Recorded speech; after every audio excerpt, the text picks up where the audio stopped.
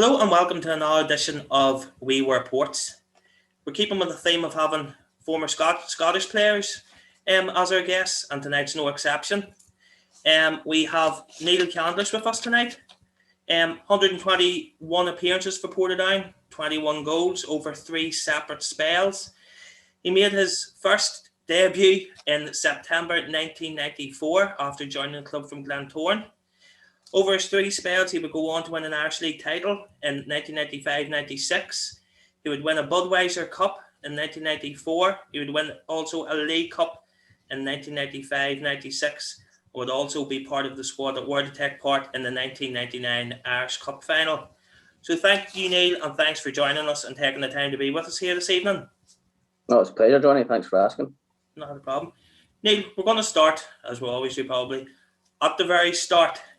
Do you want to give us a bit of a rundown on your early football career? I know, obviously, teams in Scotland, and how you ended up with Ballymena in the Irish League. You know what age I am, Johnny? I can't remember that far back, but I'll do my best. I all started at school, obviously playing for the school team, played for the BBs, and I played for a boys' club. Eventually moved on to a boys' club in Kilmarnock, and it was in Belfield Boys' Club. But to actually get started with the football, it was a bit of a strange one because I was at Grange Academy and there was 2 PE teachers, 2 male PE teachers, and basically the classes get split. So you went with one teacher and the other group went with the other teacher. I ended up in the group with the rugby coach. So I was basically playing rugby. And this particular day, the heavens had opened and the rugby pitch was actually, it was waterlogged. So there was like one of them all-weather pitches. So we ended up going up onto it. Now, obviously, we couldn't play rugby on it, so we played football. So obviously, unbeknown to me, the rugby teacher, he actually sent one of the boys that weren't playing, go and get Graham Richardson. He was the football coach. So again, like unbeknown to me, they watched for, 15 minutes, 20 minutes, half an hour, whatever it was. The next thing the game was over and I was called over, and straight away, Mr. Richardson, why were you not at the football trials? I didn't have a clue, not a clue there was any trials going on. So basically the crux of the story is, ended up captaining the football team. We had a good bit of success, different cup competitions and things like that. And then one of these competitions, we actually played a team from Motherwell, and their coach was also a coach of Motherwell Football Club. So after the 2 games, home and away, I was asked to go to Fir Park. I went, basically I must have been 16 years old, because I remember obviously I couldn't drive. And I played 2 training sessions, I think 2 games, and Motherwell offered me a contract. Now, I bit their arm off. There had been a lot of interest, from different clubs, all these rumours, whether it was Rangers, Ipswich Town, Nottingham Forest. But I just could not wait to get out of the classroom. Couldn't wait to get out of the classroom. So, and that's how lucky I was. I was in the classroom on the Friday, a full-time footballer on the Monday on the training pitch. And obviously it was an experience for me, but at the same time I was still very, very young. So it was a wee bit, caught in the headlights at times, with just obviously being so young. But again, I thoroughly enjoyed it. The manager would have been Tommy McLean. A lot of people would probably know his brother better, Jim, who unfortunately passed away there before Christmas. Jim McLean had all his success at Dundee United. And the assistant manager was a guy called Tom Forsyth, but he was known as Big Tom. Obviously a stalwart of Rangers, the 2 of them. So again, funny, just talking to the wife there, I don't know if you noticed, St Mirren were playing Celtic. Yeah. I actually made my debut in Paisley I'd have been a young 17-year-old, and it's funny how things work out. The guy doing the commentary in the Sky match tonight is Andy Walker. Andy Walker failed the fitness test, and that's why I started. And I remember standing on reception at Fir Park, and Tommy came in and told me and started laughing. And it was like, "What are you laughing at?" He says, "Oh, I've nobody else, so I have to start you." And that was basically, obviously it relaxed me, you know, it sort of pissed me off a wee bit, but at the same time, I was buzzing. And I'm trying to think, I think we won 1-0. I'm pretty sure we won 1-0, so I got off to a good start. But no, I'd say there was a lot of good players at Motherwell. You guys will obviously, you'll know a few of them. The first captain would have been a guy called Ali Mauchline. I think the Glenavon crew would remember Ali. Ali wasn't a shy person. Would make the odd, you know, tackle now and again.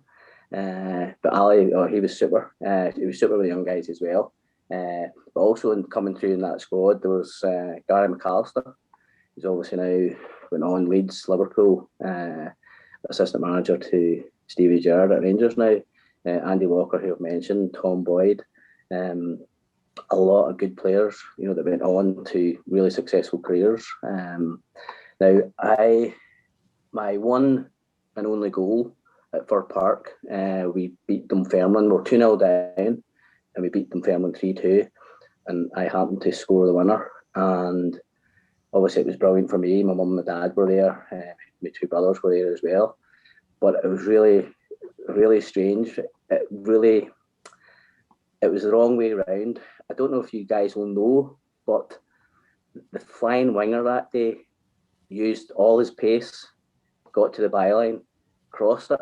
I flew in at the front post, made a run to the front post, got in front of my marker, volleyed it into the net. The flying winger was a guy called Stevie Cowan. Don't know if you will know him. Flying winger? Right winger. Flying right winger. Stevie went down, honestly, down the wing, crossed it, and I scored. Now, I think in training, it would have been the other way around.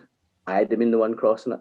But no, fair play. Stevie was the one that put it on. Well, we didn't put it on a plate for me, but like I say, used all his pace to get to the byline and cross it, and we won the game 3-2. And I think the highlight of that, obviously not just from scoring, was the fact that I was brought off with a couple of minutes to go, and it was just, you know, the feeling was just unbelievable. Obviously getting the 3 points. So, but that, unfortunately, that was my only goal, and I've got a lot of. I have to thank Stevie for that. But no, I say I was in and out the team, and the where it all started to fall apart for me was I picked up a knee injury, and I was basically out for about 4 months with the knee injury, and it was September, October. It was starting to get to November, and I wasn't getting any game time. I think I'd have been about maybe 19, 20. So I needed to play. Now, there was a couple of clubs that speak to me in Scotland, but the story of coming to Northern Ireland, the Alec McKee would have been the manager of Ballymena United. Now, he tells me that he was at a function. I had no idea what for. I can't even mind where it was. But there was Anton Rogan, that played for Celtic. Now, I've obviously played against Anton a few times, obviously in the time at Motherwell, and him obviously playing for Celtic. For whatever reason, they had a conversation, and Ballymena United were going very well. I think it was nip and tuck with themselves and Portadown, and just happened to mention he was looking for a forward player, and for whatever reason, Anton Rogan mentioned my name, and that's how it came about. So my first jaunt into Northern Ireland, it would have been, I came over, things were sorted out, and I think the first game was at Mornview. Memory serves me, we lost that game 2-1, I think. So I actually stayed because we then had a game, I think for some reason the match was on a Friday night, and it was away at Newry. I think we got a draw. I think we got a draw down there. So then it was the following week, home debut. What a debut. We beat Linfield 5-1. I scored once, sorry. Basically set up 2 or 3 others, but just the crowd was unbelievable. Obviously the Linfield fans weren't too happy. And I remember, I have a funny feeling that it was centre half, Lindsay McEwen. Yeah, Lindsay McEwen, yeah. Roy Coyle took him off, and by all accounts, I'm pretty sure about this. He brought him off, obviously getting beat 5-1. I'm not quite sure if Lindsay ever played again, but obviously now, the experience I've had over here now, and the learning of things, from over here in the football.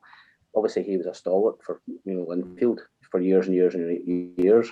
But like I say, to your home debut, 5-1, and then fortunately back then, if you remember, it was VHS. I was going to say Betamax, but no, it was VHS, and I actually got a tape of the whole game from Jackie Fulton, and I still have it. Still haven't converted it to DVD, but sure, I've still got the VHS.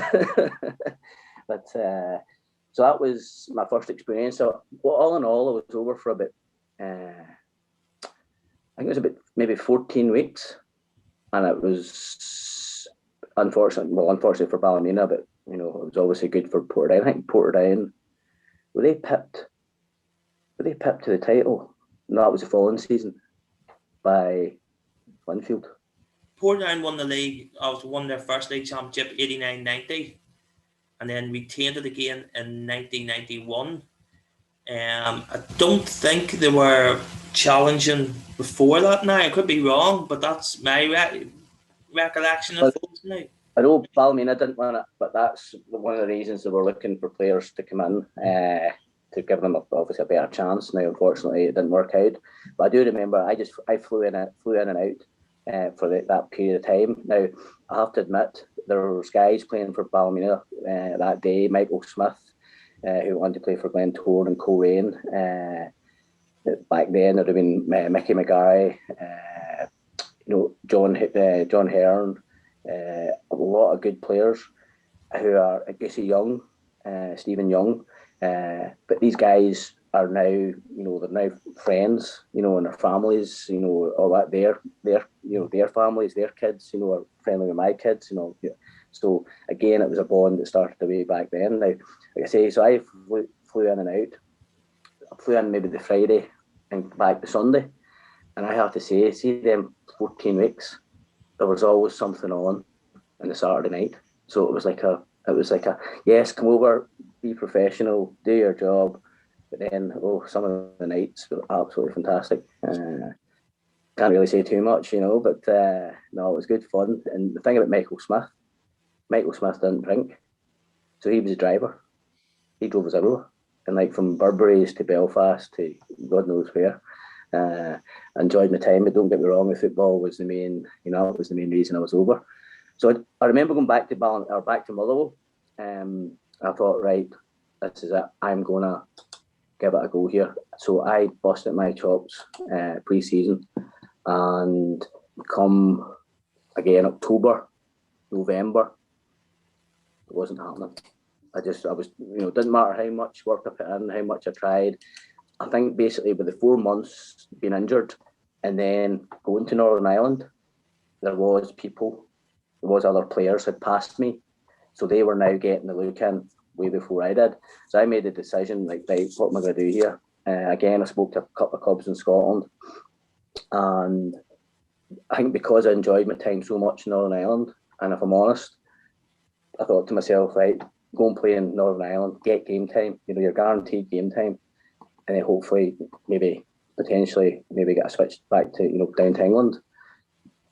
Unfortunately, that never transpired, but I can't say that, obviously the time I had over here has been absolutely fantastic. Obviously the amount of games I've played in the Irish League and with a good bit of success as well, and thoroughly enjoyed it. But I made a conscious decision that if I was coming back to Northern Ireland, and I made this very clear, I didn't want to fly in and out. I wanted to put my roots down for whatever length of time it would be.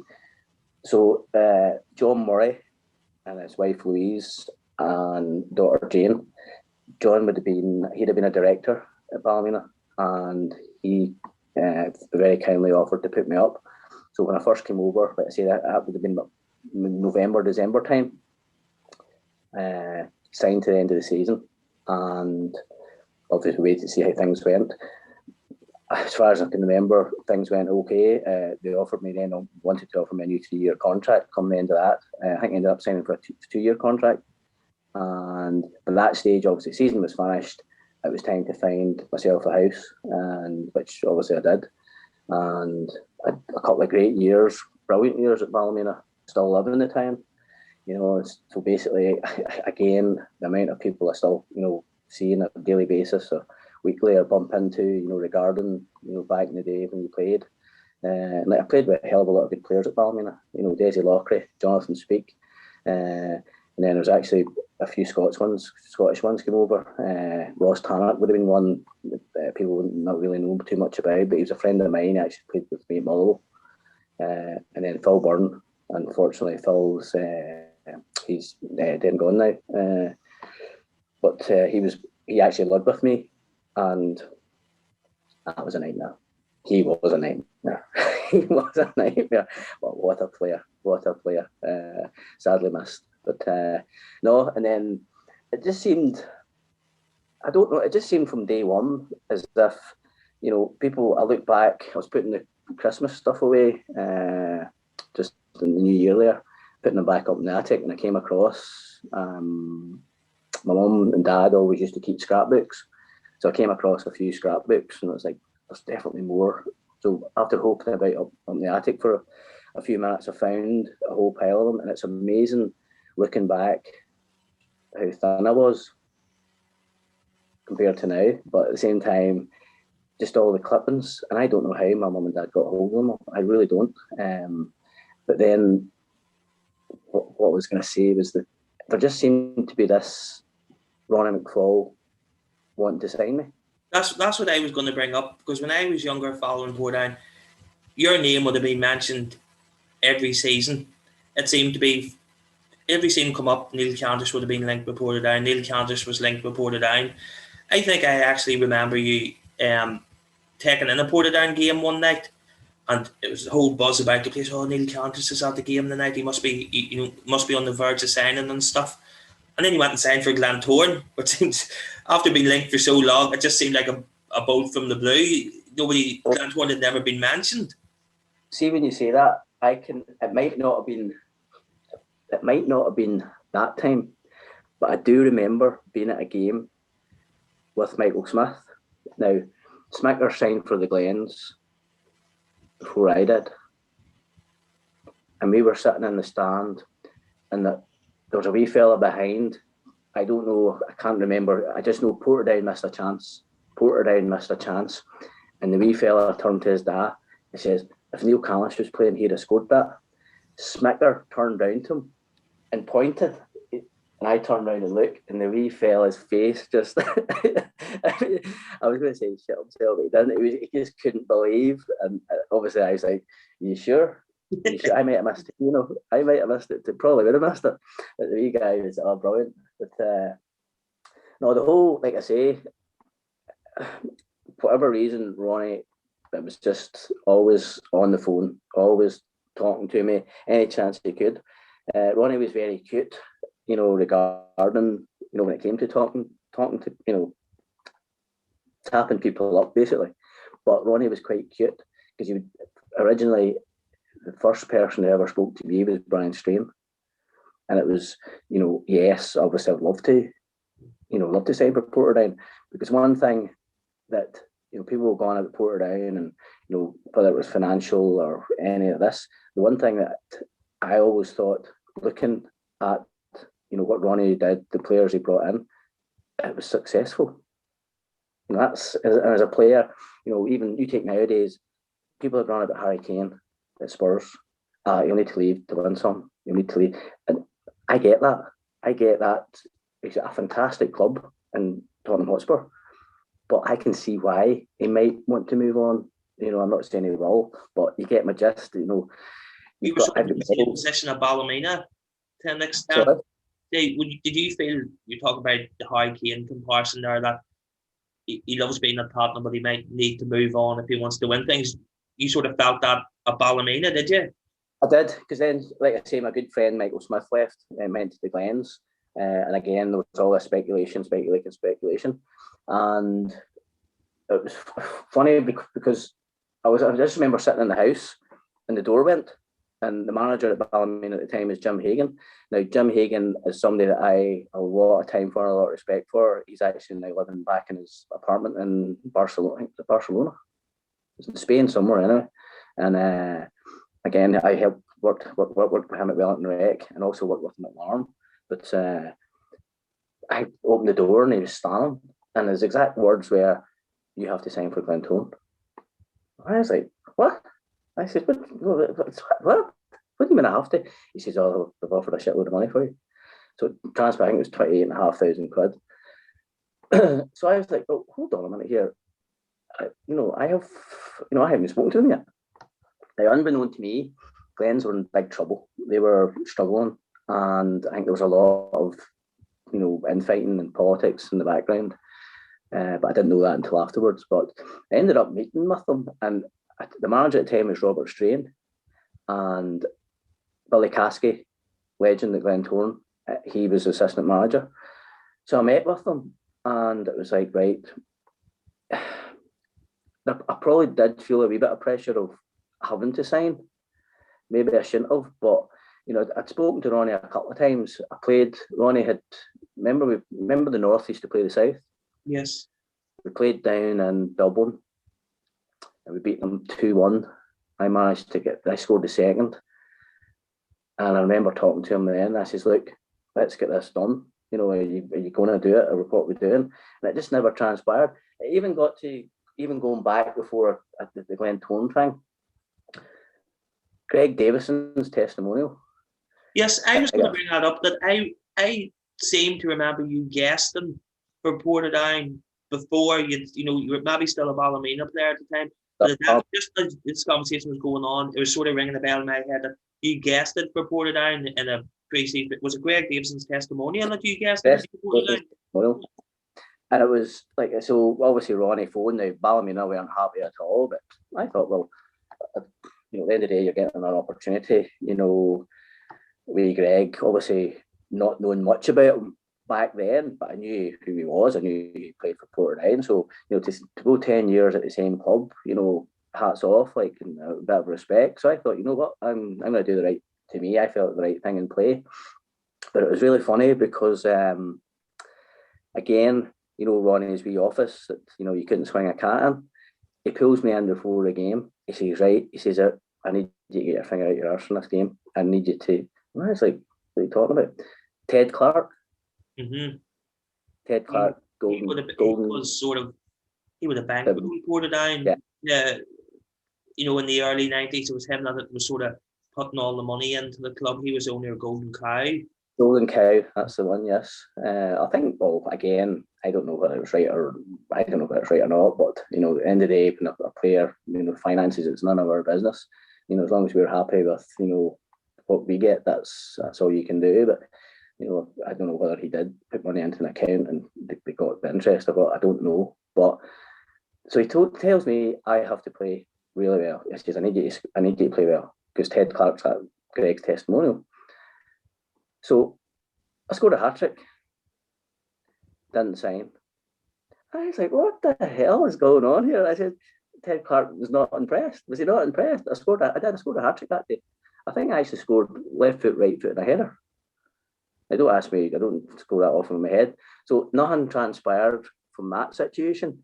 But what I do remember as well, and as you know, I was talking to RC the other night there, Robert Casey, and he remembered it as well. Remember the boys walking out, obviously walking out the tunnel. Next thing, we all stopped. All the players stopped. Greg got out onto the middle of the pitch, turned around, and he was standing by himself.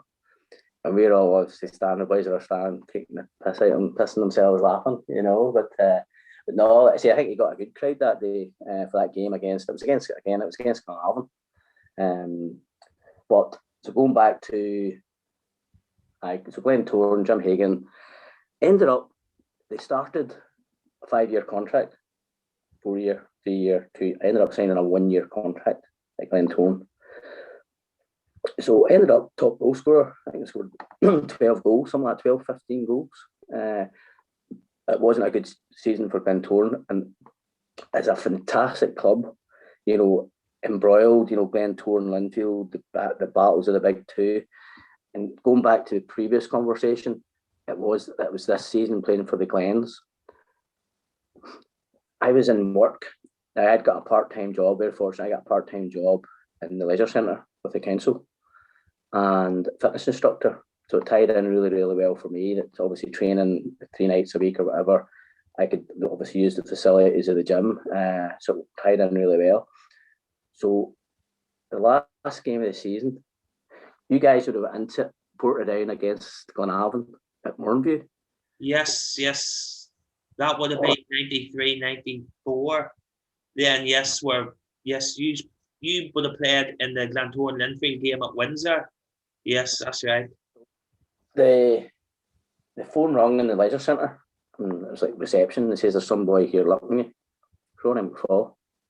So I'm like, hello. Hi, big Ronnie here. He was actually ringing me to say again, listen, see tomorrow, you get your finger out your arse and you turn them boys over. This is we need you to beat obviously Linfield and we have to beat Glenavon. So I thought to myself, right, okay. So I actually scored. Yes, yeah. And again, after the game, the referee was Norman Cowie, and he sent me off. Now, see, obviously I just signed a 1-year contract, so basically I lived in the Oval because they were trying to organise, get me to re-sign another contract. It come to the club's attention from people in the Westbourne Supporters Club in East Belfast, and Norman Cowie apparently did deliveries. And weeks before that game, Glentoran Linfield, he told boys in the Westbourne Club he was going to send me off. And this got to director level. And I said, well, at the end of the day, what can you do about it? You can't do anything about it. It's done and dusted. You're not going to get 3 points. And you're not going to beat Linfield and help Portadown win the league. So, but again, I've actually seen the goal and it hits the top of my shoulder. And it's big. I think it's big Wes Lamont that's in goals. And there was nothing wrong with it. Like, where was VAR back then? They needed a bit of VAR to help me out there. But no, he sent me off. And Linfield went on, obviously, to win that game. So 2-0, I think, in the end. Yeah, if Portadown and Glenavon had won, if any of those 2 teams won, they won the league. Glenavon were 2-0 up. Portadown brought it back to 2-2. And then the famous Robert Casey miss. That seems to get brought up a lot. Well, I was just about to say, something's in my head. RC, Trevor Smith going through and Trevor trying to lob the keeper instead of just stroking it to the side. Robbie Casey went clean through. He had Trevor Smith to the right hand side of him. We could have scored it too. Trevor would have had an empty net. Robbie was, born and bred striker.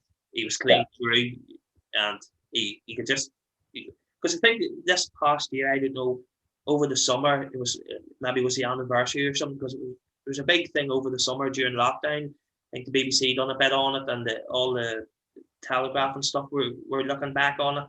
And then you could see Robbie hit the shot, and you could just see it sort of just swerve the wrong side of the post, and then ended 2-2. And then with Linfield's victory, they wrapped up the title then. Robbie Casey, greedy bollocks is what it is. He should have passed it. But no, so that was my last game for Glentoran. And then again, there was all the speculation. Ronnie was on again, different players were on again. And then I don't know how it came about, but it ended up a swap deal. Yeah, with Trevor Smith. And I was, like I say, you can't say Glentoran, fantastic club. Obviously, they're trying to get back into the way of things now. But just from, I knew I wanted to play for Portadown. I just knew, and I think even as a player, players now, or even back then, I think I was experienced enough to know and see. Look at the players Portadown have. Look at the players. Looking at them compared to no disrespect to Ballymena or Glentoran, but they were successful. There's no doubt about it. And so again, when that came about, I actually had shook hands with Ronnie and signed way before it was announced. I met him met him at the airport hotel, and it was done and dusted. And like, obviously, I was delighted. In regards to that deal, Neil, was it Glentoran made contact with Portadown over Trevor Smith first, or was it vice versa? Or do you know? Or how did it I can't even think how it came about or why. Or I think maybe Trevor. Was there something about Trevor's girlfriend not have a shop in Belfast or something? She had a fashion shop or something. Was that Trevor? I think Trevor maybe had something like that in Belfast. I think Trevor made out that it was his, because like Trevor's clobber was like, geez, oh my god. But how it came about, I was just delighted it did. And again, it was valued at 33,000. So that was in a swap deal. I don't know how you do that, but I just remember that at the time because it was like, all right, okay. So my value has gone up in a year. But just getting to Portadown was absolutely, yeah. I was pleased, and again, I think especially that first season we went on and won the league, so it verified everything to me of making the right decision and being happy to be there and to be playing for Portland. Yeah, you made your debut on the 10th of September 1994 in a 1-0 win against Town. Paul Doolan was a goal scorer for Portadown that day. You would then get your first goal the next Saturday, 17th of September 94, against Distillery in a 4-1 win. Robert Casey would grab 2 and Joey Cunningham also scored that day. You walk into the Portadown dressing room. Who's the big characters in that dressing room as you walk in? Who stands out to you? Well, I think I was fortunate. As I mentioned earlier, I played in the game, the North v South. So there was a good Brian Strain would have been playing that day. I presume Joey was playing, the likes of Alfie. But we could wax lyrical regarding the names that I'm going to mention. Obviously Gary was on a few weeks ago, and just talking to Gary Peebles. See the hat he was wearing? Was that hat, seriously, did it have, like the hat and has the hair attached to it? And as RC said to me the other day, she said, no, his hair is as long as yours was back in the day. But I was like, what? Seriously, is his hair that long, or is it attached to that hat? Peeps, what's that all about? But no, well, one thing about Gary Peebles is he did say nice things about me. So him being Scottish, I probably owe him a fiver. But me being Scottish as well, there's no chance of getting it. So, but no, again, you go back and you walk into the dressing room and you just Mickey Keenan for a start, goalkeeper. You've got Alfie, you've Strainer. Obviously, I'd met Greg a couple of times. RC was coming into the team. Paul Doolan, just Martin Russell, and then as everybody totally testifies to, Joey Cunningham, and like to play in that team, with them players, it was, and again, character-wise, that was one thing that I would say over all my years as a player, no matter where I was playing. The thing about these players wasn't the fact that they were brilliant players. They were the best players in the league. But I think the biggest thing I can say about the Alfies and the Strainers and the Philip Majors of this world is they're proper men. They're real men. And I spoke with RC the other day, and I had this very same conversation with him that me and Ravi hadn't seen each other in a lifetime, and the conversation basically just carried on. And the only place I get that is friends from school that went to primary school, went to secondary school. I have a mate in Australia. Unfortunately, his dad passed away a couple of years ago, so he had to fly home, obviously, for his funeral. I hadn't seen David in 15 years. And we just carried on as if, the conversation from the day before. And I think that's where, you mentioned me, Greg, and boys like that there, Robert Casey as well. I think if you rung the phone, if you phoned them up tonight and says, here, I'm in a bit of trouble here, can you give me a hand? They'd be there. There was a strong bond within the squad. Yeah, and I think too that when it came to one thing, and like there's a word nowadays about snowflakes. I remember wee Bob holding Ronnie back because he wanted to split players up that were having a go at each other, and like things would be said and hands would be raised. You see, afterwards you're in the bar having a pint, laughing and joking about it because you went and you got it sorted. You went second half, did your job. It's over. It's over and done with. There's no festering away or anything like there. And I think that's the way Ronnie had his dressing room. And that's where I can safely say that I've seen dressing rooms and it's like, he's a fake. He's not real. And like I say, I had this conversation with RC the other night and he totally agreed, totally agreed. And that's one thing I would say, they're proper men, they're proper people. Just the fact that they were talented as well, that's where Ronnie knew his players. He knew they didn't get it right all the time, but he just knew the character of players. And I think nowadays, what really pisses me off is, you watch Sky there, you go and watch Sky, and you see, I'm a Man United man, right? You see them getting off the bus, their headphones on. They're not even interested, in talking to the kids that are standing there. Do they go over and get their picture taken? It's they'll turn around and say, "Oh, we're focusing on the game."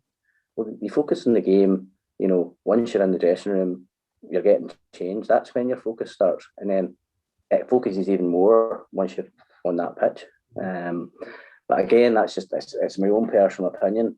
I'm doing, obviously I'm helping out down at Larne with the development squad. I have been involved with the first team there, and to see what they're doing there, obviously Tiernan Lynch, with obviously Mr. Bruce's backing, the professionalism is unbelievable. But I would say that looking back, the technology now is different. What they're doing in training, the nutritionists, all the different training that they do and different sessions that they do. They're basically copying the Uniteds and Cities to this world. Back in the day, obviously training with Portadown down the old rugby pitch, Tuesday night, pissing rain, no lights. But at the same time, listen, once you got on the pitch on a Saturday or Tuesday night or whenever it was the boys knew how to look after each other. And if something needed said or needed sorted, the players looked up, they did that as well.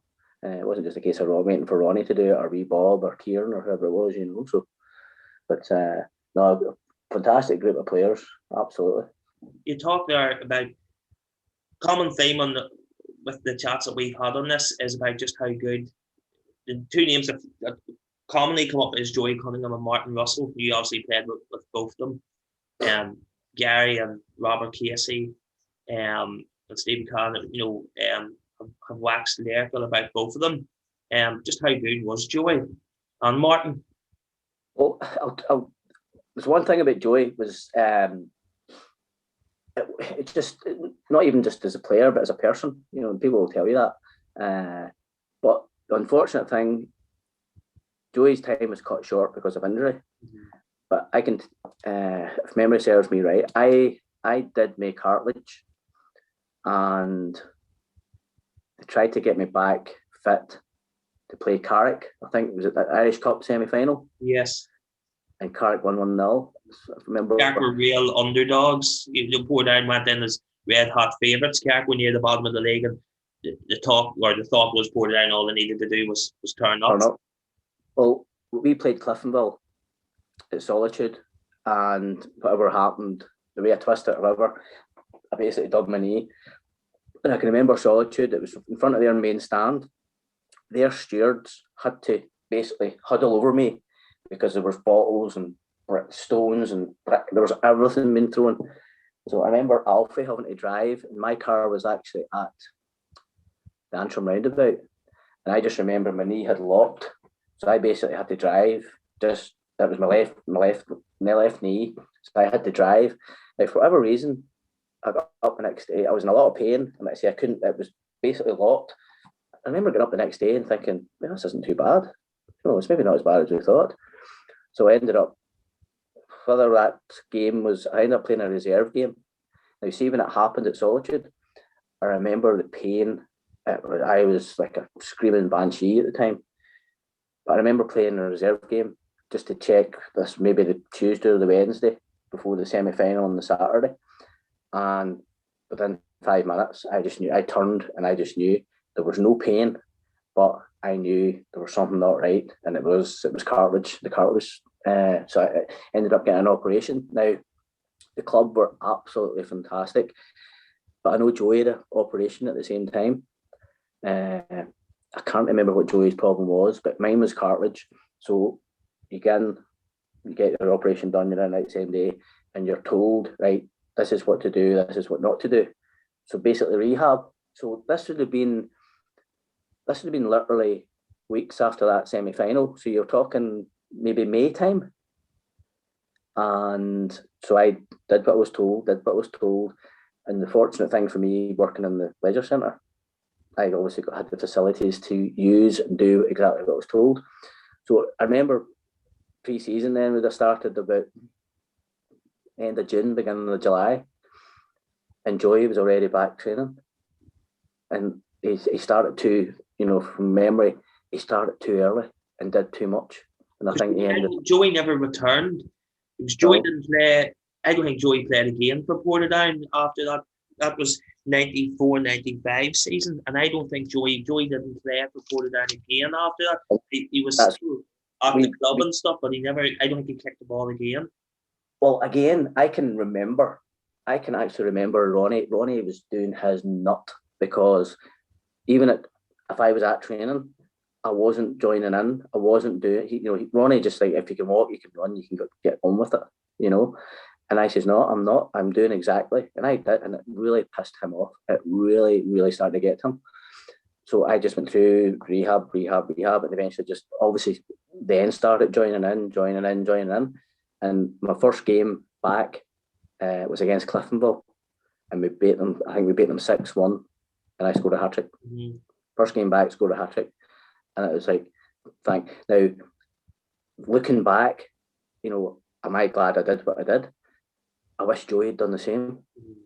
You can think back and say, oh, but once it's done, it's done. But again, Joey was so determined, so just to get back in. But maybe if he just listened, taking the advice of the surgeon, and because that's exactly what I did. Now, hindsight's a wonderful thing, but no, Joey was another thing. Joey was funny. Joey was a funny man. And again, what a loss to the game. Absolutely loss to the game. And I think did he not end up going to court, or I think he gets sorted out anyway, Portadown, I think. I'm not quite sure, but no, he was. But you're talking characters in the game now. I can't really think, it's that regimental now, I would say, is that a right word? When you're watching games, and there's times that I say, I'm a Man U man. Oh my God, is it hard work to watch them at times? But, looking back, characters, Sandy Fraser. Sandy, I honestly believe, now Ronnie can tell me if I'm wrong, I think Ronnie eventually got rid of Sandy because he couldn't handle him anymore. Sandy is the funniest man I've ever met in my life. And everybody in the changing room will tell you, on the pitch, off the pitch. I had spent a lot of time with Sandy, me and now my wife, and him and his girlfriend at the time. We would have out for dinner and weekends away and stuff like that there. Sandy was top drawer, but sharp was razor. Sharp was a razor. You might have a Sandy story for us now. A Sandy story? Oh my God. One that you're allowed to tell. You might have heard this one, but it was Tony Shepherd. Mm-hmm. So if you imagine the old changing rooms, Tony Shepherd, we were all lined up and sitting, waiting. And Tony Shepherd was doing a fitness test. So obviously he'd been out in the pitch, Ronnie back and forward. Tony comes into the physio room, and then it started. So if you imagine the dressing room, we're all lined up. He comes out from the physio's room. There's Sandy, and I happen to be sitting beside him. And I'm like, oh, this could be a mistake, sitting beside him. So it started, Ronnie, the effing and the blinding and just went into meltdown. So next day, the door batters open. He comes storming into the changing rooms. And he just looks and he sees the two of us sitting. He says, "You faking Scottish such and such. You, and see you as effing Scotsman. You fucking Scotsman. See you, are you fucking Scotsman all the fucking same?" Me Sandy pipes up, "What's that, boss? Gorgeous." So the whole dressing room erupted. Big Ronnie had to run out the dressing room. He basically ran out the dressing room. We just couldn't hold it back. You know, he's going absolutely nuts because Tony Shepherd's failed his fitness test. And he asked, "Are you all the same?" "Aye, what's that, boss? Gorgeous." He was too sharp for Ronnie, I think. I think honestly, but lovely guy, like hell of a finisher. Mm-hmm. Hell of a finisher. But there's loads of stories, yeah, but they have to be told with no kids listening. So that would bring the end to your first season of Portadown 94-95. Club finished third in the league. You made 33 appearances, scored 10 goals. You'd also end up with a Budweiser Cup medal. I think that Budweiser Cup, was that your first honour? You wouldn't have, what did you win anything at Ballymena, Neil? No, that would have been nice. That was 4-2 win over Distillery. I think it was real wet. That was a rain swept night at Windsor. Yeah, I think Distillery go 2-0 up or something like that. I remember Joey hitting a free kick into the top corner, sort of a curled free kick from out to the left. I think maybe Sandy grabbed himself a couple of goals that night as well.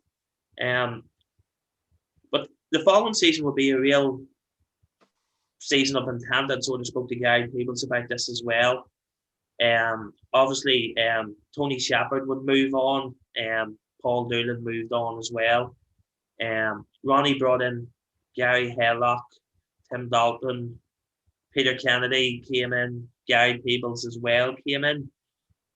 What were your thoughts of those four players coming, especially Gary Haylock? It was a major story at the time of him moving from the. It was funny because the season finished and there was a lot of rumours of who's leaving, who's not, who's staying, who's not staying, blah blah blah. But I mind picking, and funny, I was talking to RC the other night about it, and he can remember it being announced. But for whatever reason, I was going to oh my god, supporters club, the Rich Hill Reds. All I remember is there was like obviously you have these awards and player of the years and all the rest of it. I remember I think the way Ronnie did it was so many players would go to one and so many to another, so everybody's not. So I ended up going to this one. Maybe was it Market Hill? Possibly, I'm not sure now. Well, anyway, I picked Ronnie up, and it was out that direction. I think Rich Hill or Market Hill or definitely one of the supporters clubs. And we're just driving along, yarning away, just the usual. And then just out the blue, Ronnie turns to me and says, "Here, we're saying Gary Haylock." I was like, "What?" He says, "Aye, Linfield effed up with his contract offer." Now, believe it or not, apparently back in the day, then the club had to write basically a letter to your house, and it has to be recorded delivery, offering you obviously a new contract. So his was late. Gary's was late, if I remember rightly. Now, in fact, I do remember that's exactly what happened, because the same thing happened to me with Portadown. Now, whether it was the end of that season or the following season. So, if I remember rightly, obviously the value of Gary Haylock was, it had broke, Spike's got it at 55,000. Gary would have broken that without a doubt. But I think Portadown they gave a generous offer to Linfield. I think there was, it maybe went to tribunal, and there was a fee paid then to Linfield in the end. But Gary came in. Now, what can you say about Gary Haylock? I know, but Robbie said about it the other day. Yes, money. But I have to say, Gary Haylock was brilliant with me. In respect to him, I met him quite a few times in Dublin. I actually stayed with him on occasions. But ruthless. He just wanted to score goals. And he'd take the hump in training if he didn't score goals. But again, what was he brought in to do was score goals. So obviously, like him, he came in. Big Vinny came in, because Big Vinny's another one. Yeah, Vinny now, he didn't come in, I think, probably around 98. I think Vinny come in. But, there's one even nowadays, you look, again, mentioned him earlier, Harry Kane, guaranteed goals. Haylock, guaranteed goals. Obviously, back before my time, Stevie Cowan, he couldn't run, but he guaranteed you goals. So Gary coming in, and I got on really, really well with him. He was a bit of a loner, a bit quiet, but the only thing I'll say, see his movement. I was very fortunate. I mentioned him earlier. Andy Walker played. Again, a teammate at Motherwell.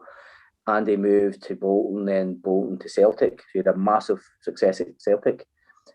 Andy's movement, and it was just a wee yard here or yard there, or even a double. Haylock was exactly the same. Me and him did we clicked. I remember one goal in the Shed, and it sticks in my mind. The Shed was packed, absolutely packed out. So I think just in the top end of the pitch, so you're thinking the halfway line, and I was right on the sideline. I remember coming in, and I knew Gary came towards me, and the defender bit, and I just went, here we go. I just lasered this thing right over the top of the centre half. He spins, and I'm pretty sure they either volleyed it or half volleyed it, and I was more delighted with the pass, than him scoring. But you just knew his movement was so good, and like you say, he didn't even have to. You just knew he was going to do it. That's how good I think he was. Did you have that feeling when Ronnie was making those signings that summer that, was there a belief in the squad that we can win the title this year? I know Portadown were always there and thereabouts before, but it was a real big season of signings that season. Again, I don't ever recall being under any pressure to, by the way, we have to win. I think we did it ourselves, but again, you're not guaranteed anything. Obviously, you need to, first and foremost nowadays, you try to tell the kids nowadays, you have to work your box off. You have to put in a shift. It won't just happen for you. No, there's no doubt the quality of names that you just said that came in, and for whatever reason, it just didn't seem to work. But it probably wasn't for the want of trying. But sometimes, you just have to put your hand up and say, well, the other team were better. But I think Gary still scored a whole shitload of goals, So it was we won the league would go on to win the league that season.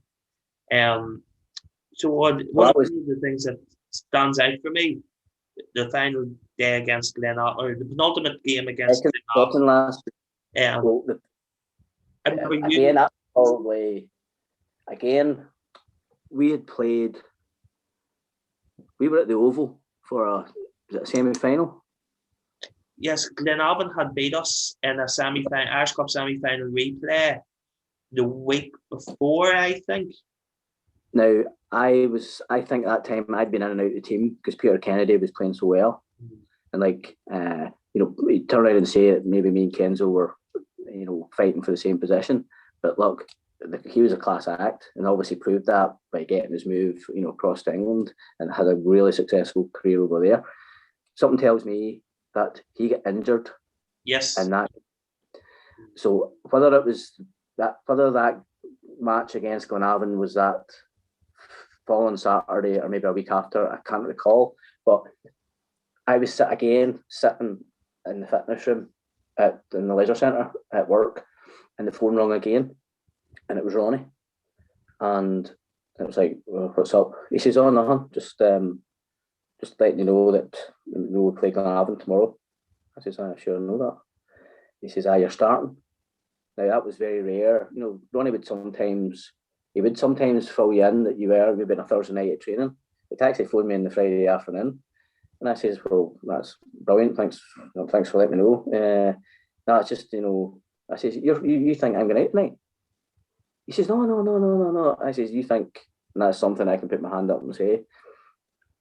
I know back in the early days, like Sandy and Stevie Cowan at the Seagull, Ronnie knew exactly what they were doing, and they were up to probably no good, but he didn't give a shit because they did the job, as long as they did it on a Saturday. But that would never interested me whatsoever. I wouldn't have been out the door the night before a game. So, but he was phoning just to let me know that I'm starting.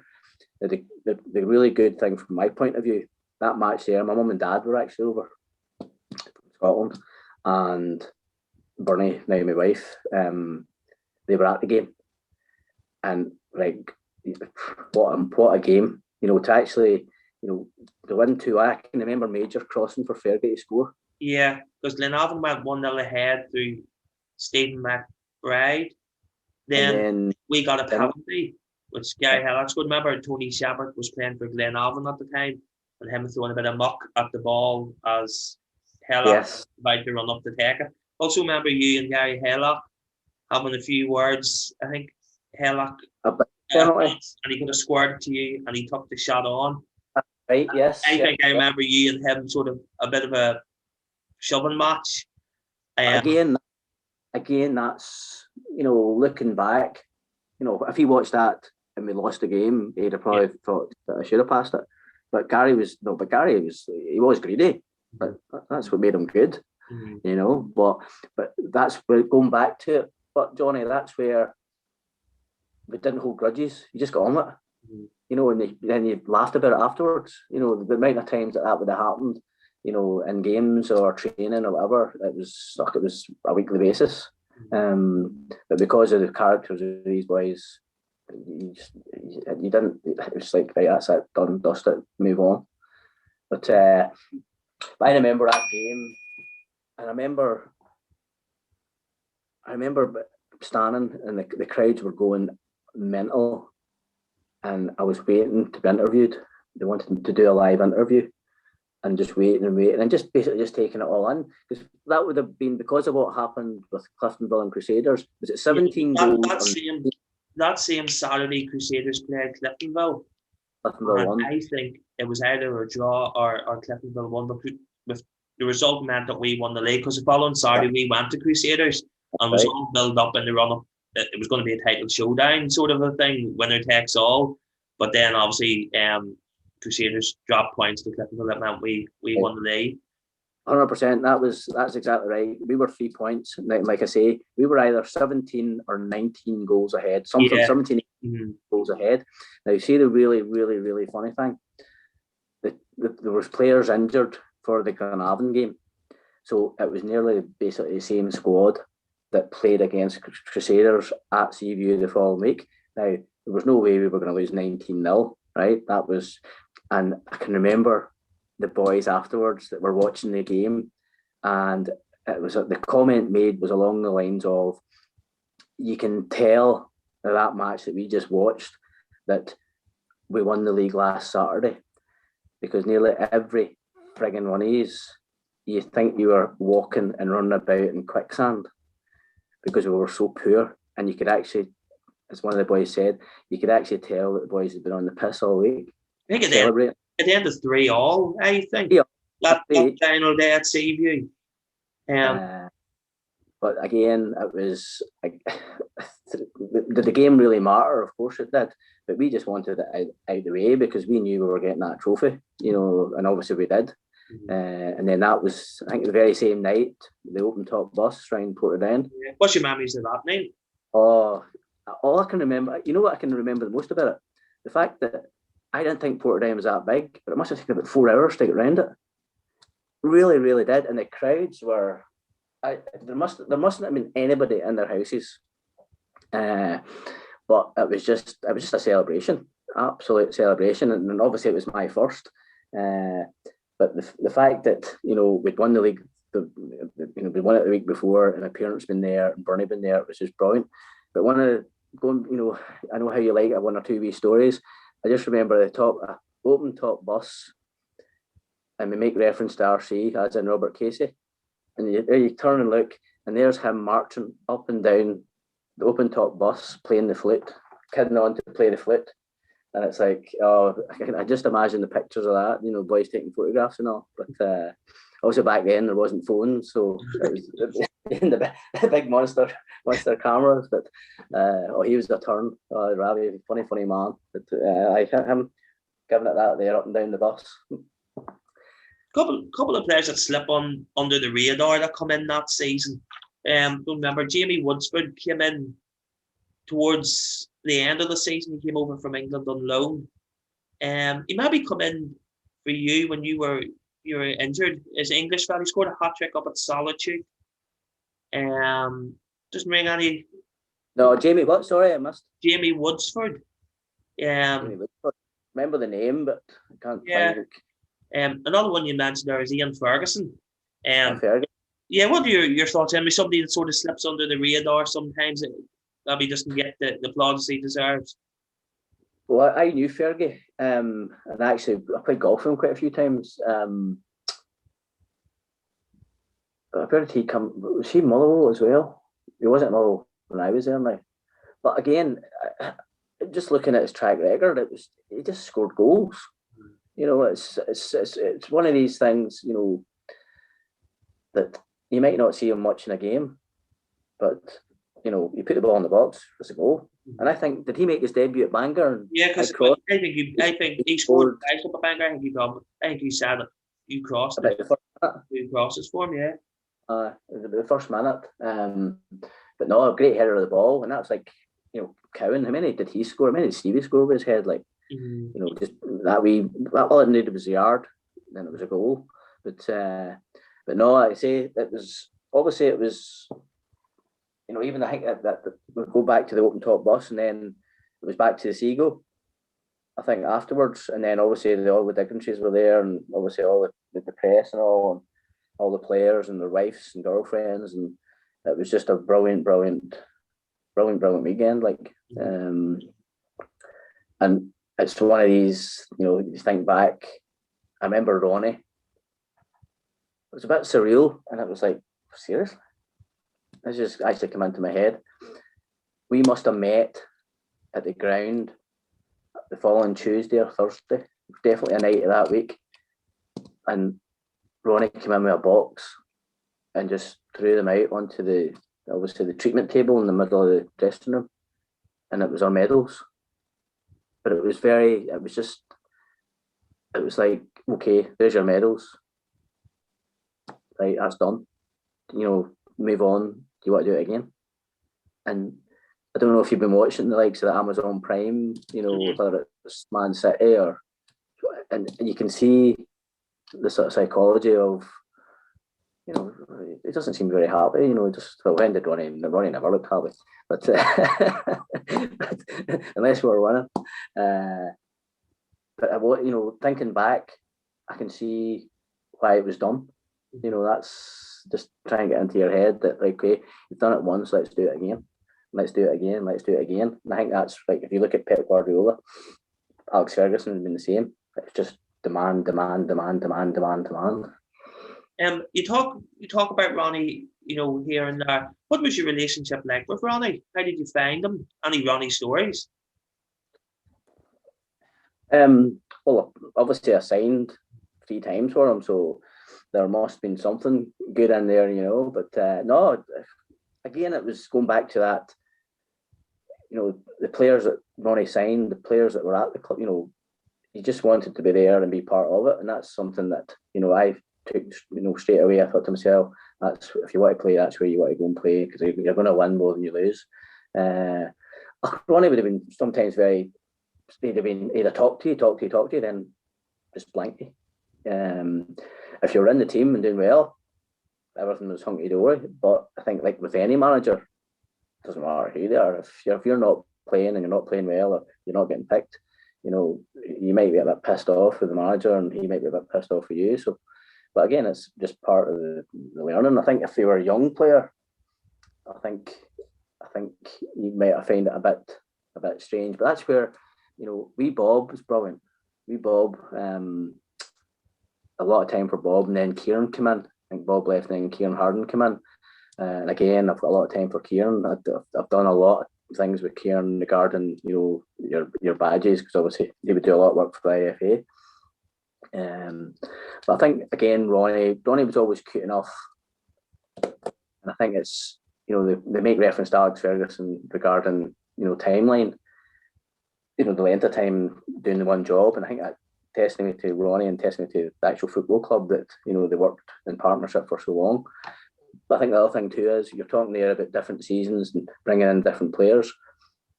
I think that's where Ronnie was good. He knew, right, I can maybe shift him on, bring this person in, shift him on, and I think that was, and again, I think towards the end of his time, it maybe got to the point that maybe he had been there too long. But then, in any walk of life, things have to come to an end. Also, that season, it would be remiss to miss it. Beat Linfield in the Ulster Cup final. You scored the winning penalty in the shootout, if I remember rightly. What are your memories of that? I remember it very, very clearly. I was so pissed off. Scott Leach came in that day. Yes. Now, I knew Scotty. Now, he came in, I think that might possibly have been his first game. Possibly. He didn't. I know he only played a handful of games, and then I think he came on loan from Motherwell, maybe 4 or 5 games for us, maybe not even as many as that, and then he went back to, I think he went across to Swindon then. Well, I know that Scotty came in for that game, cup final, and I think it's my dad. He'd come across as well to watch the final, and Scotty basically took my place. So I wasn't amused at all. But I knew Ronnie, like, at the end of the day, what's the most important thing is winning. Now, don't get me wrong, I told Ronnie after the game how pissed off I was. But Ronnie being Ronnie, he'd rather you bang down his door and gave off to him. There's times that he'd actually give off for you not doing that. But no, I just remember the penalty, and I knew, I think it was Big Wes in goals again. Yes, I think so. Because if you know what Big Wes is like, I think every time I saw him in Tesco's or whatever, I would remind him about me putting it into the top corner. But I would always do it from a safe distance. He also be Big Wes, especially with Big Wes. But no, I just remember penalty, and I stroked it right in, and I probably because I was still pissed off. I was still a bit annoyed, but and then just turning and then everybody jumped on my head, so. But no, straight away I knew I wanted the 5th penalty, and Noel Bailey missed their 5th, so there was maybe a wee bit less pressure because he missed. So, but again, I remember talking to Noel, and just one of them things, and I think he appreciated that, So, what a player he was. Then we'll go on to the following season. Then European football. Do you have any memories or stories about? It was funny listening to Peeves, and he actually could remember it. Voyage Vadina? Yeah, something like that. Right, the place, Jesus, it was like planes, trains, and automobiles. To get from here to there. Was it Belgrade, Yugoslavia, the old Yugoslavia, was it? I think so. But I know the place we stayed in, it was called Novi Sad, and Peeves actually mentioned it. Well, wait, I tell you, it was very sad. It was a friggin' war zone. It was a war zone. And I remember the day playing, I think they beat us, what, was it 1-0 over Shamrock? I think so. I should have scored. I had a chance to score. I think I just put it past the post, but I should have scored. But I remember out there, like I say, it was scary stuff. I think the soldiers and just the buildings were in ruins. But we stayed in actually a very nice hotel. But I remember their stadium, it was like just terraced the whole way around and a block at the top, for the changing rooms. But they had like a DJ playing music. It was about 90 degrees, and the music was just belting, and I can remember Major. He was getting right into it and up dancing and all. And this was before the game. I'm trying to think, how did we do in that game? 2-1, I think. But that was my first forte into European football. And like I say, people dream about playing in Europe, maybe in the San Siro or Old Trafford or wherever. But where we were, it was like it opened your eyes, like. And I shared a room with Paul Carlisle. So we did, but that was another experience. That's something we definitely can't talk about. But no, it was like I say, it's there's a hell of a lot of good players. Or there's a hell of a lot of players better than I ever got near to being. Never played in Europe. So there, I've got that feather in my cap. Were you involved in the Manchester United game? Again, that was another really. It was a bad experience for me personally because I was the only Man United supporter in our squad, and the Sunday Life did a whole page about the game the week previous, and it was I just remember. I think the only other Man United supporter was the late great Lindsay Kilpatrick. I'm pretty sure Lindsay was a Man U man and somebody I got on really, really well with, a lot of time for.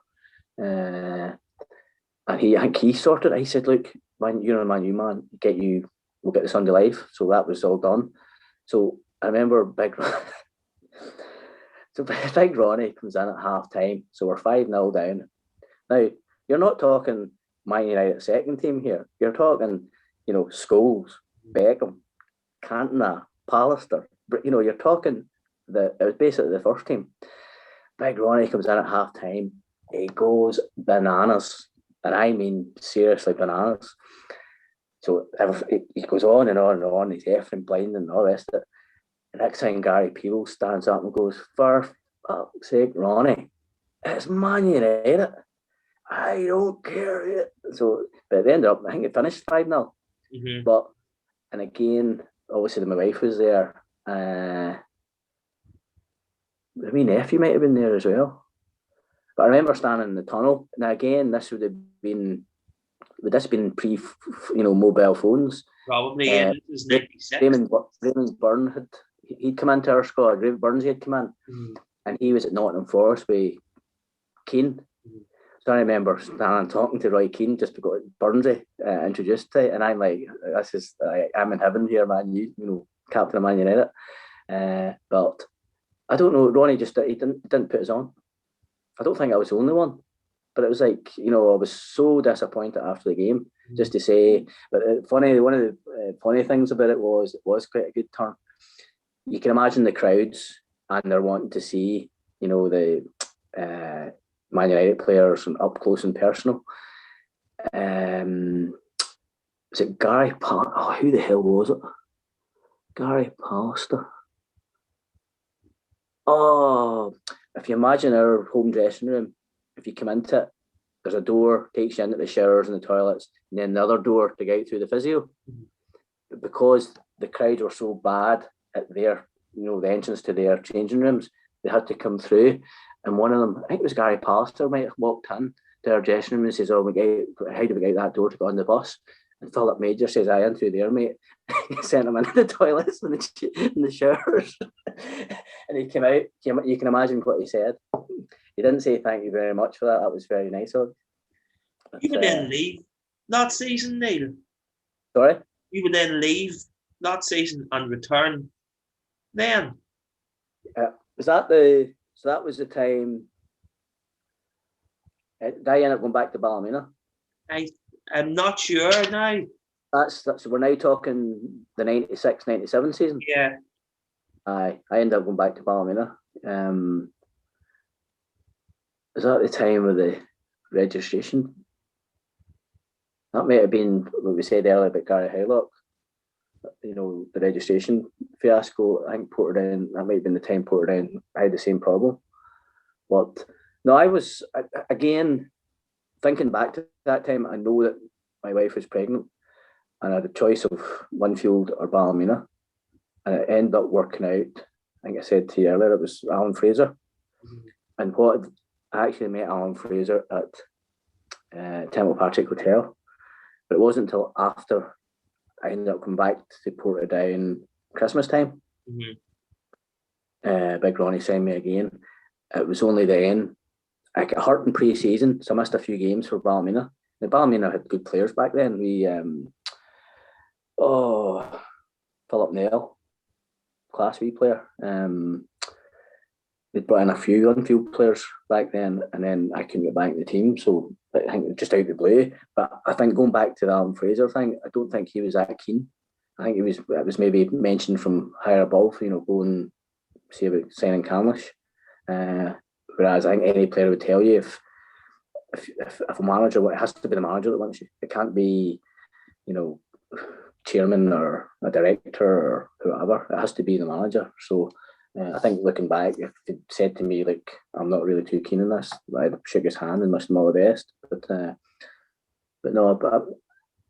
for signing, signing for Portadown 3 times and turned down Linfield 3 times. Met David Jeffrey, met Trevor Anderson, and met Eric Bowyer. Aye. But here, it's one of them things. But no, like I say, that was Christmas time.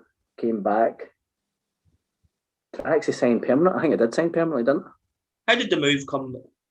What led to your departure in the first instance, Neil? And then how did it come about then you returned? I think, again, going back to the letter, I think that was the problem. And I know, I think if memory serves me right, the club have to notify you by recorded delivery of a contract extension, a contract offer, but it cannot be any less than what you're already on. So that was how they got hold of Hylock, because his letter was late. So this happened to me. So I think then, whether it might have been here, it might have actually been a planned thing, because obviously I did then get an offer from Portadown, but it wasn't less than what I was already on. And it was like, are they taking the mick here?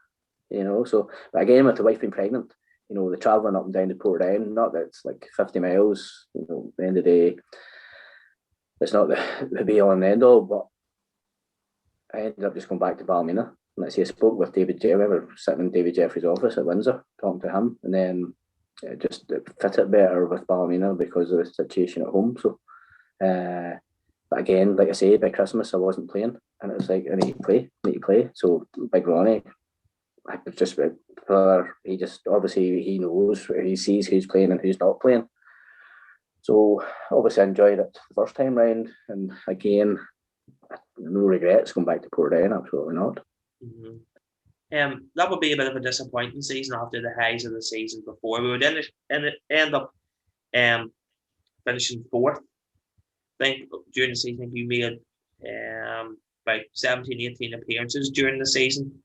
When you came back, finished 4th, only finished something like 8 points behind. I think Crusaders won the title that season.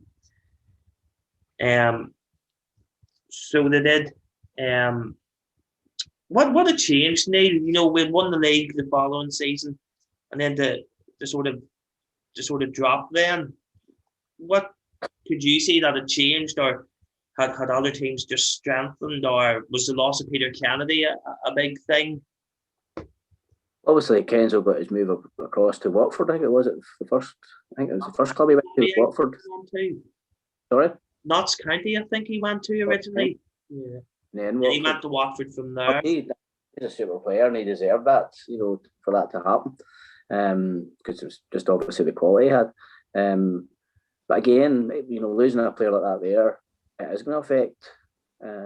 You're moving on unless you bring in the same quality. But I think you said something there that was interesting. I don't think there's any doubt, because of the way Portadown had the success that they'd had over a period of years. The Linfields, the Glens tried. They had to get stronger, and I think back then the Crusaders were as if it was Portadown Crusaders fighting each other.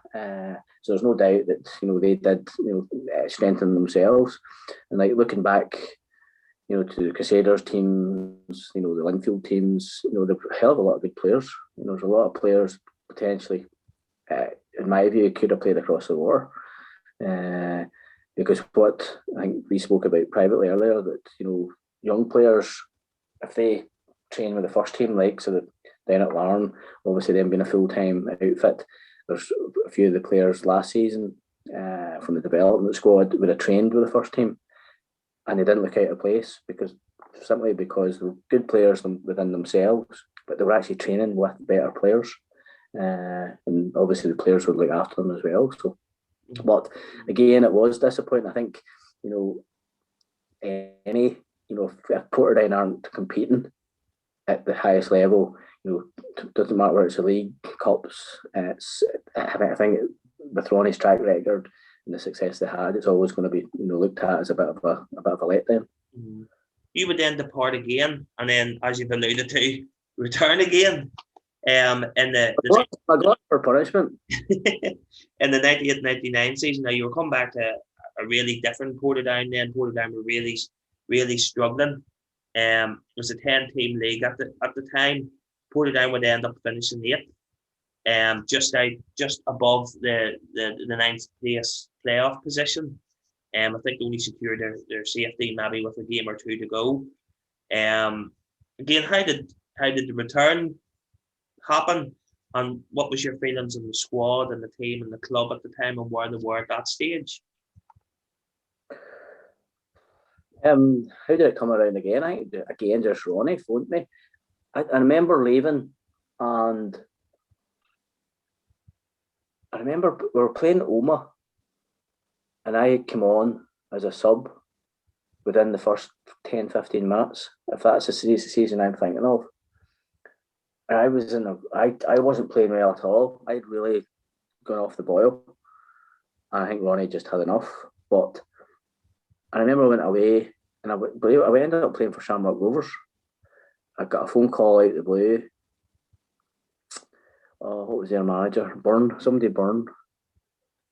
And it was like, what do I do here? And again, I think, the wife was pregnant again. So we had a few trips to Dublin, and they looked after us. And believe it or not, I actually stayed with Pat Fenman, because he was at Rovers at the time. First night I went down, did the training. He invited me to stay instead of staying in a hotel. He says, "No, come on round, stay with me." And then I played a friendly. I believe I actually played a friendly in Trinity. Is it Trinity College? Mm-hmm. There's a pitch in the middle of it. Played a few games for Shamrock Rovers, and then before I knew it, Ronnie was on again. So I don't know. It's a bit of a strange one. Why 3 times? Why here? It's just the way it fell. It's as they say, shit happens, and it's all good in the end. Obviously for myself. But once, twice, 3 times. It's a bit of a strange one, but I can't say anything but good things about Portadown Football Club. As I say, you came back. The club was really struggling at this stage. Fighting for Premier League survival at that stage. What's your memories of the stand up? I think we brought in maybe the Chick Charnley and players like this come in during the season. Obviously, I knew of Chick, from his days at Partick Thistle. And Apps, when you're talking about characters, that there was just nuts. But what I left out on him is maybe his best days were, maybe a wee bit behind him. But I think if I remember rightly, it was we really were struggling. And again, I think I made reference to the fact that I think I was struggling as well. It really didn't work out for me the third time round. I think that it's as if quite a few of the players have, obviously the age of the players everybody would been getting on. Again, I think I had the operation in my knee, 94, 95, and it was playing up with me again. And believe it or not, I actually saw a consultant last March, and I need an operation in the same knee to fix the same problem, the cartilage. And I actually, I actually saw the consultant the day the Mater Hospital shut down for COVID. So I was in the car park in Musgrave Park Hospital, so I'm still waiting. But no, I was definitely struggling with the knee then, and I think I actually remember taking time out. I think I was more or less. I thought that was maybe it, football wise. But as you say, that we basically scraped 8th place, and it was a very, very much a below par season, very much so. And I think obviously there's a lot of us then left at the end of that season, and again I wasn't sure what I was going to do. That would have been what we'd be moving into the year 2000. Yeah. 2000, and again I thought I was done. And then again, completely out of the blue, I got a phone call for that new season, Tommy Kincaid down at Larne. And just the success we had down there was it was like a fairy tale. But obviously, I had the highs, the very, very, very highs at Portadown, and then obviously we finished with the lows. Now then I think you can tell me, but with Johnny, I'm sure he went on a bit of a spending spree regarding recruitment, or whether he even got the recruitment right. I think when I left, Big Vinny would have still been there. Yeah, Vinny was there, and then it was then 2001, 2002. So we stayed up at 98, 99. Then you had the 99-2000 season, and then it was a couple of years then after that where you got in like Gary Hamilton and Peter McCann and stuff. Came home from England. We went on to win the league. That was 2002. So it was a couple of years after that then. That season, that 98-99 season, obviously was the Irish Cup final. It never was. Yeah. And now, what's your memories of that, Neil? It was strange because I do remember there was times we weren't sure what was happening, but one thing that the players really, really wanted to know was the team. Because players were fighting and scrapping to get on that starting 11, and Ronnie never named it. I don't recall him ever naming the team or the subs, who was going to be left out or who wasn't. So, and again, I think he ended up getting, excuse me, I think we all end up with medals. But as RC said, it was a bit hollow, You'd rather played the game and won it fairly and squarely. Maybe they should have played it, I don't know. But obviously the politics behind it all was nothing to do with us. But it was what's happening. There was a big sort of, right, what the hell's going on here? What's the outcome going to be? And obviously it's not the outcome we wanted. Then you would return to the club as the manager of the reserves then in 2009. How did that come about, and how was that experience? Again, it was I was helping Jim Hagan out at Wellington Rec. I had a few spells in coaching. I obviously started as soon as I retired playing. I was straight into the coaching at Balmain United. Obviously Tommy Wright would have been the manager there, so he's now in the door at Kilmarnock, where I sort of grew up for sort of 18 years of my life in Kilmarnock. So, but I think I sent Ronnie a text because the season obviously was starting. Our new season was starting, and I just texted him just to say, look, have a good season and all the best. Hope things work out. Just along the lines of that there. And next thing he's on the phone, hear what you're doing. Well, helping Jim Hagan out. Should you want to come up? So obviously, that was so it's what you're saying as I signed 4 times. Ronnie must have had your number on speed dial, Neil. I must have, but no, listen, it was a good experience. I was only there for a season, but it was good to help out. But no, there was a few of the young boys. Again, it was difficult because, obviously my experience, and I knew that, Big Ronnie would have been very much, he wouldn't really give youth a chance unless he was absolutely, stuck. But there was 2 or 3 players that did get first team outings, and I know, again, yourself, that Chris Curran was part of that reserve team, and he went on to do really well. Obviously, I don't know what happened with him and Ronnie at Portadown, but he's fantastic at Cliftonville. young Matty, and then Jordan Baker's another one.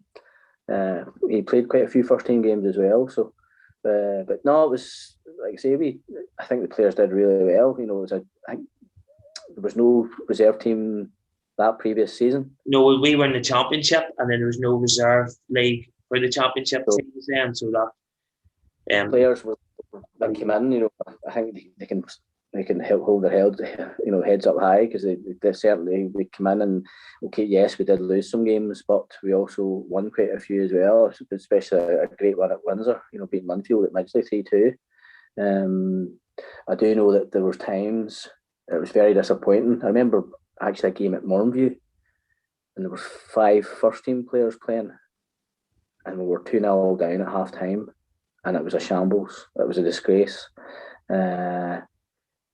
You know, one thing about a first team player coming in, you know, a really well known first team player, regular, one thing he has to do is work his tail off. He can't just come in and piss about, because 5, what you have to think is there's 5 first team players playing in that game, which means there's 5 young boys sitting in the stand.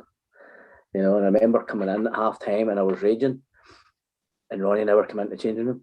I was like, I wanted to tell him what I thought of his first team players. But no, by the end of the day, it was a good experience for me. It only lasted a season, but you know, I was grateful for the opportunity. And again, I had the opportunity as well when obviously we weren't, you know, playing. I could, you know, obviously I knew Ronnie's the way Ronnie worked, but to see it from a different perspective as a coach, in the dugout and stuff like that there. So it was all good. Do you want to tell us any what you're at these days? Well, let's see, I'm still involved down at Larne. That was where I mentioned the Tommy Kincaid thing. You know, going back, I thought it was done, but to be fair, they were in the championship at the time, and I hardly trained. I never missed a training session, but I didn't really do much because of my knee. Basically, I just played on a Saturday or Tuesday night, and just recovered. So fair play to Tommy for that, but it did put me under pressure because, you know, if I didn't perform on a Saturday, I would look like an idiot. So then obviously we get promoted, and that was my ties started with Larne, and then obviously I've been there as a coach as well. I've helped out as a coach. Big Wendy Miller was obviously he's now assistant manager at the Glens. I helped him out for a time down there as well. So, but no, now, well, I'm doing the same as most players at the minute, twiddling my thumbs because obviously this COVID. But obviously the first team down at Larne, I help out with the development squad. The development squad's actually 2 teams: the 20s and the 18s, and the 18s have actually got a BTEC rolled out this year. So. Obviously, they're still getting their schooling. I presume it's from home, and then they're training, and they basically just match what the first team do. Regarding, you know, obviously Tiernan and his guys got up to. But no, it was all good. Really enjoyed it last season. Came in, helped out, and then there's myself and Darren, and there's another guy called Ronan. The 3 of us basically take care of the 2 squads. But unfortunately, this season we 2 games is all we've mustered. I think it was 1 league game and 1 cup game, and that's it. But unfortunately, I can't see us playing again anytime soon. Obviously, at that level, obviously the Premiership's still running, so the first team boys are still in. So, but again, because they're living in their bubble of the squad, you know, we have to stay away because, you know, we can't be part of that, which is unfortunate. But it just seems to be the way life is at the minute. It is, unfortunately. Then we'll finish off. I always ask the guests on the show this: how would you like the Portadown fans to remember you during your time at the club? Jeez, we'd ask there. But no, I'll tell you one story. It was been last season. Larne won the championship, so that would have been, you're talking 2 seasons ago now. Yeah, we had Larne up at Inver on the day they were presented with the trophy. Well, I remember standing in the car park and Bill Emerson. I saw Bill Emerson, and it's obviously always a time for Bill to talk to him, just asking how things were and all the rest of it, the usual football stuff and all. And then he says, "Hold on a minute, Neil." And there was 4 or 5 elderly gentlemen, and one of them came straight over and just said my name straight away. He says, "Neil Candlish." He said, "I remember." And I mean, when I say elderly, I mean, in their 70s, 80s, and they, between 3, 4 of them, excuse me, started telling me about games and situations and scoring, and I'm standing there going, "God, these boys, I honestly don't remember who they were, but it was really appreciative for me to hear, and the enthusiasm, and then obviously with me written for Larne, giving me a tough time because I should be written for Portadown, but I remember that day, nice sunny day, very, very clearly, and it was obviously Bill, but the guys recognised me, and they were as nice, and they had nothing but good things to say about me. So, again, I think it's like every player, just that you gave as best you could, and hopefully played with a smile on the face. But again, I know I probably should have done a bit better at times. But at the end of the day, I know I love my time at Portadown, and I've been back. I've been back a few times to a couple of the lunches, and before games and stuff. Again, I can't wait for that to happen again, because obviously I'll be delighted to get back. But just on recent things, you've obviously got Larne's equivalent of Jesus now in your squad at Shamrock Park, and Ben Tinley. I know Ben very well, a lot of time from. The only problem with Ben as me being a Scotsman, he's got a silly English accent. But I really hope he does really well for you. He is a quality player, and obviously the game last night was 2 each. But obviously Ben wouldn't have been allowed to play in that because he's on loan. But I think obviously talking to him about the loan move, he's got a lot to live up to. To obviously reach my status as is it a legend or legend? I can't remember how you pronounce it. But no, he's a good lad. And like I say, he's you'll know Connor Devlin, our goalkeeper. What is it about goalkeepers? He's a rocket, an absolute rocket. What is it? Goalkeepers are all rockets. But Connor Devlin got a full life-size poster of Ben Tinley, like this here, as if he's on the cross with his long hair and his beard. So if you're talking to Ben, tell him to get that poster, Shamrock Park, get it stuck up there somewhere. I'll certainly mention it. And listen, Dave Wiggins, that presents the preview show on the YouTube channel, will never forgive me if I don't mention this, but when Ben Tinley signed, all Dave Wiggins could talk about was his long mane of hair, and how it would never compare with Neil Candlish's long mane back in the day. Well, wait! I tell you, I think I mentioned earlier about finding the scrapbooks, and some of them, like obviously my 2 girls now, I have to mention them because, again, going back to my days at Larne, finishing my career, Molly's now 24 and Emily's 21. Both had birthdays there last month, and I can remember, especially Molly, being slightly older, down at Inver and shouting for her daddy, "Go daddy, go daddy, go daddy." So these are things that you treasure as well, going into that there. But when they saw some of the clips or the newspaper clips and all, and some of they were like, you can imagine what kind of language was coming out. But 2 young girls. It was like, "Dad, what were you thinking? What were you thinking?" But I think that's maybe the point. I wasn't thinking. But sure, listen, I've still got a mullet head now, so I'd rather have a lot of hair than none. Well, Neil, thank you very much for taking this Wednesday night out to talk to us. Really appreciate it. So thank you very much, and look after yourself. Yep, John, it's been an absolute pleasure, and like I say, I wish all the Portadown fans well, and good luck for the rest of the season. No problem. Thank you, Neil. Cheers, thank you.